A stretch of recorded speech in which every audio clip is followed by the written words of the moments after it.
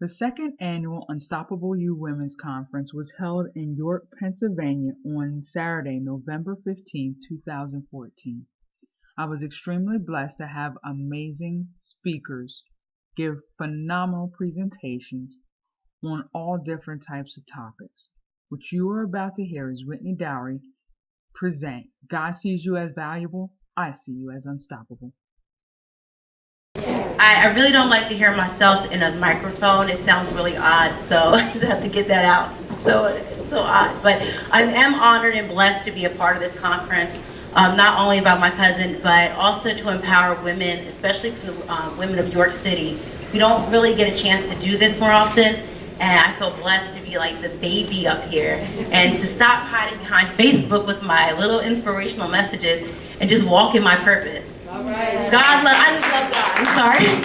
All right. I love God so much that He loves me that He made a 10th spiritual gift, and it's the gift of gab, and I have it, and I'm just going to present it. Today I'm going to be talking about value, share a little bit of testimony of how I gained my value as a young woman. So don't be alarmed when I teach, preach, and reach you this afternoon. Okay, so I'm just going to go on with it because I got 15 minutes and I can talk for hours.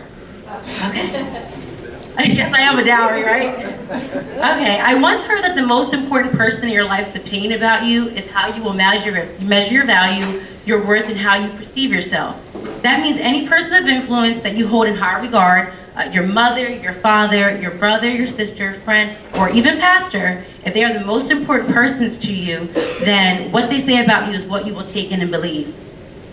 Now, they may say great things about you, things that you don't even agree with at times, but what happens when those kind words turn into hurtful words? What happens when the most important person in your life turns on you, or if they just aren't encouraging anymore, and that just seems to fade? The key word there that I would like to point out in that statement is the word value. The word value simply means the regard that something is held to deserve, the importance, worth, or usefulness of something. If that definition is true, and according to Webster's dictionary it is, ask yourselves, does that define what I believe in myself? Do I hold myself in the regard to be deserving? Am I important? Am I worthy of anything? And do I believe that I am useful? It's important that as women we ask ourselves these questions, because if we don't, we risk the opportunity of being totally honest, and we will start to see value in others instead of the mere first. I confess I used to be a woman who saw little value in herself. I was the woman who seemed to have it all figured out. I mean, I had a good job, I had an awesome son at the time, great friends, cute apartment, and a good standing relationship. But deep down, I didn't feel important. I didn't feel as though I was deserving, and I didn't feel worthy. Those feelings can be brushed to the side temporarily and even swept into a corner, but they always seem to come up in the surface of life.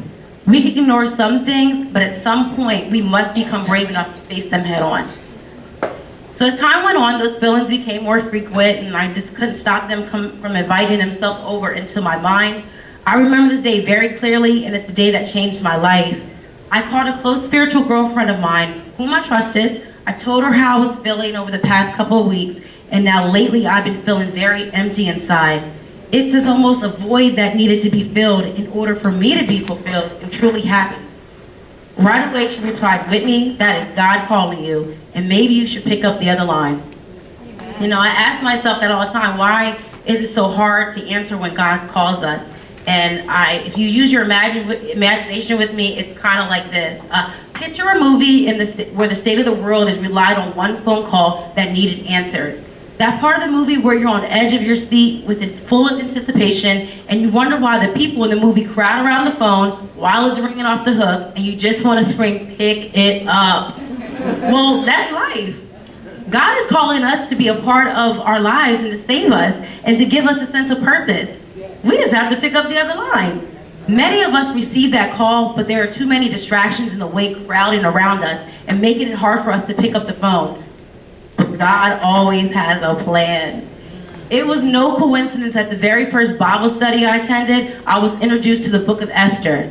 If you're not familiar with the book of Esther, I suggest you read it as soon as possible. Esther was a beautiful Jewish woman who was set up by God to save her people from a king who was being manipulated by ungodly counsel. In the beginning, the king was married to Queen Vashti, who was very strong-minded, and during a huge festival, she chose to entertain a group of women instead of being her husband's trophy wife for the evening. She talked to the hand, I'm not going to do it to a whole different level, and I think she started the movement for that, or where we get our sassiness from. So praise Vesta on a certain level, you know. We found our voice. So hearing that she disobeyed the orders hearing that she disobeyed his orders to come forth, he then stripped her from her title, and she was spoke of no more. God then sets up events for Esther to be the next queen, and she had to go through many steps to get there. She was encouraged by her uncle Mordecai to gain the king's respect and heart.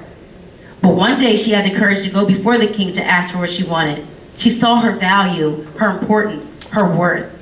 Her courage to go before the king in front of the council unannounced was the climax of the story, because in biblical times, if he did not reach out his scepter, even if you were his wife, to receive her, she would be put to death. Can you imagine this? Can you imagine being Queen Esther, going before the king unannounced, in front of his council, knowing that the last girl got thrown out?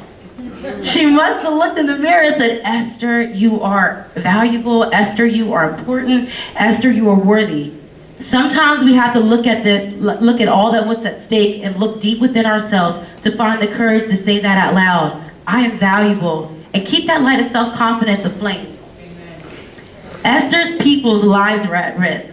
But ask yourselves this question. What am I risking? Am I risking my dreams because I don't have value? Am I risking my goals because I don't see my value? Or am I risking my dignity because I don't feel like I'm worthy? Pretty big questions. It wasn't until I read the book of the Bible that I truly understood the meaning of value. Vashti was a woman who obviously had a strong opinion about herself. She was like Beyonce, Sasha Fierce of the kingdom. The Bible doesn't go into detail, but I imagine Queen Vashti walked around with self-confidence. She risked her life to send a message to men of the king's court that her value was in herself and not in them. Even though the odds were not in her favor, even though she was stripped of her title as queen, even though her husband chose his friends over her, and even though she lost her money, and even though she lost her home, she did not lose her dignity and she did not lose her value. It's as though she was born to play that role, born with confidence.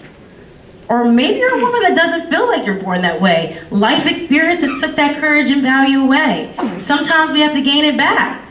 You know, maybe you don't know you're an Esther. See, Esther was a woman who had greatness inside of her and in her future, but was scared to take on that promise of greatness from God. Don't you know God has greatness in you? He has value in you. That's God's promise to women, that you will be great. When Jesus showed up in my life, he deposited value, confidence, strength, wisdom, love, and purpose back in my life. I started seeing who I was surrounding myself with and I was giving my time to. I had to be more aware of who I was studying my growth and who was stopping me from reaching my goals in life. You see, value touches on all aspects of life. When you gain value, you can start to see yourself as a VIP. And ultimately, you'll see yourself as God does. Do not be shocked that once your perception about yourself changes, other areas in your life will change too. After I accepted Christ into my life, I went through many different seasons to get to where I am now. It wasn't until I was introduced to my mentor that I truly understood the personality of God. I started to attend Bible study, joined my church, and got serious about my faith and where God wanted me to go. After I kept hearing testimony after testimony and reading books in the Bible where God blessed people, I began to believe in my spirit that he can bless me too. God is no respecter of persons. It's as if a light was turned on inside of me. I discovered my value goes way deeper than just a cute strut down the outward. It's deeper than saying no to Mr. Wrong. It's deeper than accepting potential. It's deeper than settling. It's deeper than going through the motions of life. And it's deeper than just living day by day. I value myself and I value the one life that God has given me to make an impact on the world. And I've come to share with you today that you too can be open to the possibilities of living your life to the highest degree. Start by valuing yourself, valuing your time, and valuing God. God doesn't remind us through scriptures of how valuable we are for nothing or because he's bored. No, he knows that once you believe what he says in your heart, you will begin to hunger for more and want all that he has in store for you. Valuing yourself is a domino effect. It happened to me, but you have to want it. And once you have it, I promise you'll gain a whole new perspective. So in closing, now that I'm in a room full of Vashtis and Esthers, allow me to be Uncle Mordecai for a moment. Allow me to pour into you words of encouragement and strengthen you. Ladies, every day is a chance to start over and live a life full of value and purpose. Your past is just your past. Whether you know your worth or you're on your way to discovering your worth, Vashti or Esther, I want you to know that you're a queen. Know that who you are and place your value in Christ. His opinions about you are all that matters and will never change. He cannot lie. He says that we are wonderfully and fearfully made, and I say to you that you are valuable and unstoppable.